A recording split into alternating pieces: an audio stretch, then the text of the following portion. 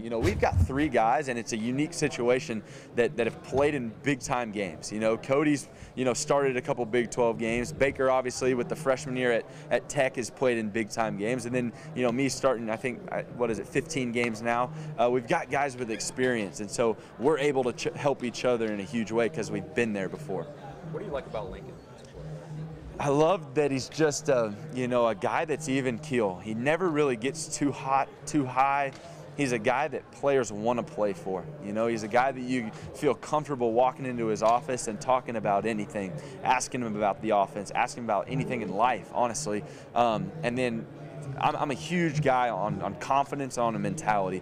First thing he said when he walked in was, you know, we've got to develop a mentality that we're going to score every time we touch the ball. And that was huge because, you know, like I said, I've said it 100 times today that the concept stuff's going to come. The plays are going to come. But if you have the mentality that we're going to set the tone, everything's going to be good.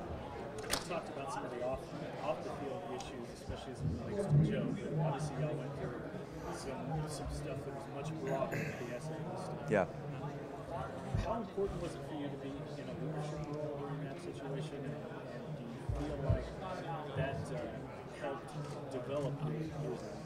Well, you know, starting off, you know, that whole situation, nobody on the outside will ever understand what it was like to be on the inside. And I could sit here for hours and explain it to you, but you'll never quite understand the player-led team meetings and the conversations and the late nights just trying to figure out how to handle it. But, you know, going back, it was a very unfortunate event that unfortunately happened on our campus, but I was proud of our guys, you know, a little bit angry at first, but then immediately taking the stance of we're not going to be angry about it. It's not just on our campus. This is a national issue, and we just want to create awareness for it.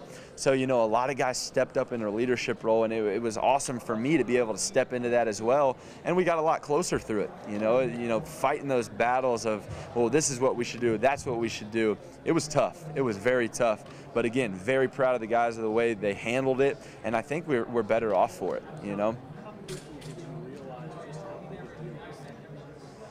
Well, you know, right off the bat, you just kind of hits you in the face of, wow, that's a really unfortunate deal.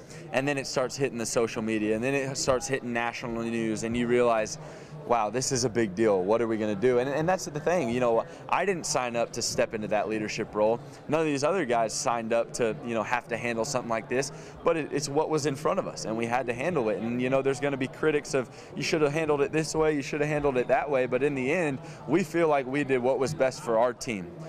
You know, as a, you know, from this guy to this guy, whether you wanted to practice right away or you really didn't want to practice or ever play again because it meant that much to you, I felt like we did a good job of finding the middle of ground, and everybody on our team, both sides of the story, ended up coming together and saying, you know what, that's my brother, I'm going to do this for him. So it was incredible leadership opportunity, and it brought us together like you wouldn't believe. I guess kind of ending with that, it seemed like there was a year-long period where you guys had to deal with a lot of non-football stuff. Right. Is that kind of the cloud that overhung over last year? I mean, just, you know, starting with Joe and, you know, Dorial Green Beckham, it was at least controversial that you took him into Frank stuff the spring before that. Was there just a lot of non-football stuff that you guys had to deal with? You know, it seems that way. It seems like it's this huge deal that we all have to deal with, and outside of the SAE deal, we, as players, we really don't worry about that kind of stuff. That's the media, that's the coaches that have to deal with all that stuff. You know, Dorial, he's one of my boys. He's in the locker room, going to workouts with us, going to practice with us.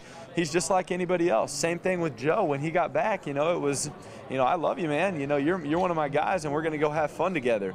Now, you're there for them if they need to talk to you, and you're there for them when they need you. But as far as just having to deal with it day in and day out, we really didn't have to do all that much of that. Does it feel like maybe a little